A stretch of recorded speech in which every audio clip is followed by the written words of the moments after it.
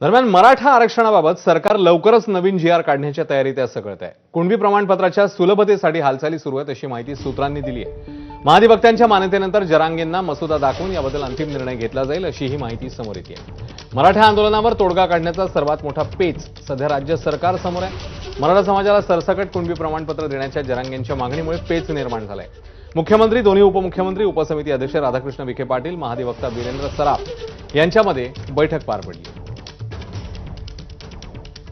बैठकीमध्ये आम्ही सगळ्या लिगल ऑप्शन्सचा विचार केला। त्याच्यानंतर काही त्या ठिकाणी जे काही मार्ग काढता येतील ते मार्ग काढत असताना कायदेशीररित्या ते कोर्टात कसे टिकू शकतील या संदर्भातली काही चर्चा झालेली आहे। त्यातली काही माहिती अधिकची मागवलेली आहे।